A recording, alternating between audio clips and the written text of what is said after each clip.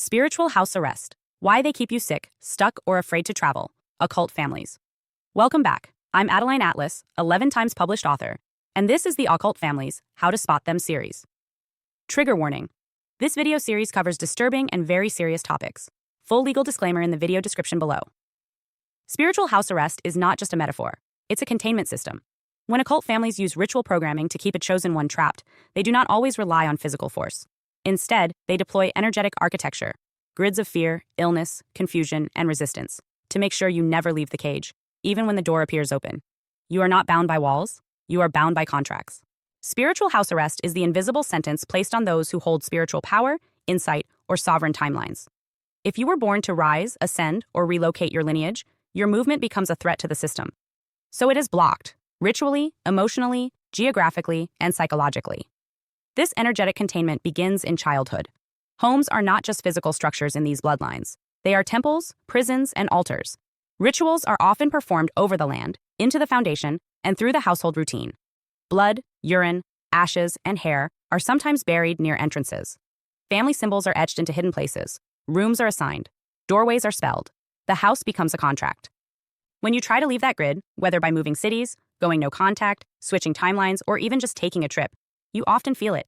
Illness strikes, technology glitches, tickets disappear, tires flatten, pets get sick, emotions spiral, doubt creeps in, the body crashes. The house, or the people linked to it, pulls you back.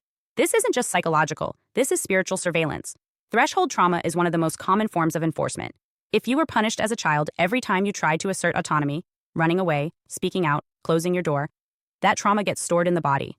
The nervous system then locks up when adult transitions arise. Every doorway becomes a reenactment. You fear travel not because you're weak, but because your body remembers what happened the last time you tried to leave. Geographical binding is not fiction. Words spoken over your body, you'll never leave this house, you belong here, you're just like your mother, are spell work.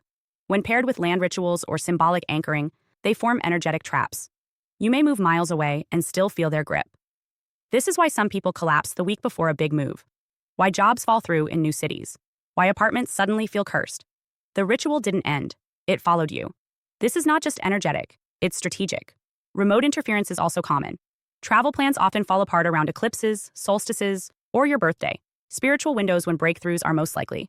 Computers crash, cars malfunction, payments are blocked, friends flake. It seems random, but the timing tells the truth.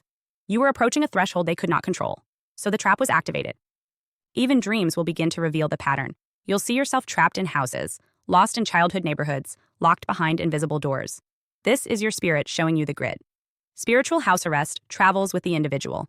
You can leave your family and still carry the programming.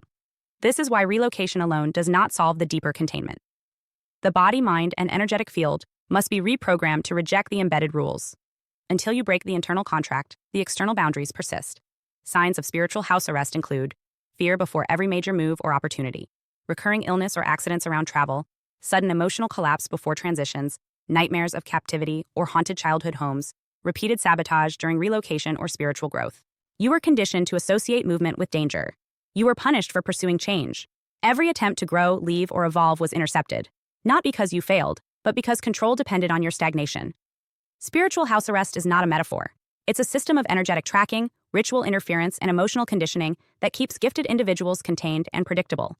The rituals used to anchor this control, through land, language, trauma, and fear, are real, repeatable, and strategic. Breaking free from spiritual house arrest. Spiritual containment is not imaginary. It's a system of ritual enforcement embedded through trauma, timing, and symbolic anchors.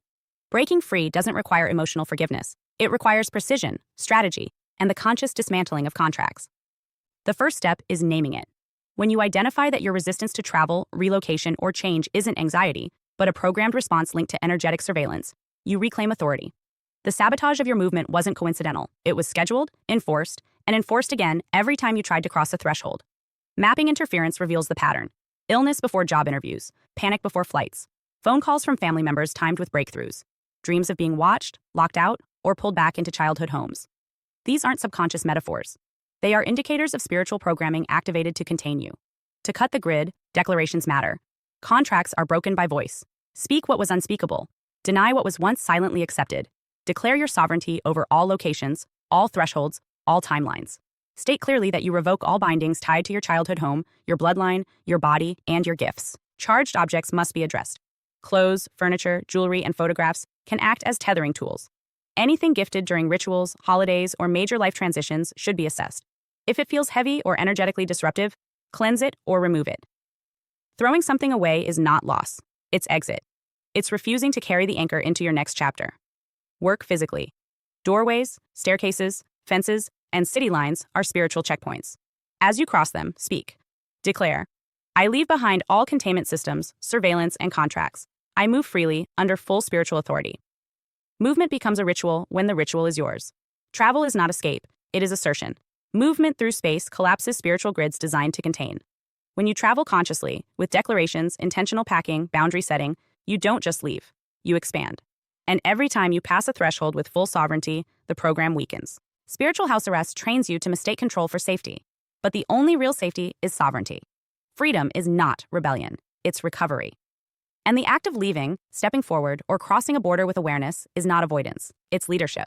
What you've just uncovered is the hidden infrastructure of occult bloodline control, an energetic economy built on theft, sabotage, ritual timing, and spiritual contracts. It's not dysfunction, it's by design.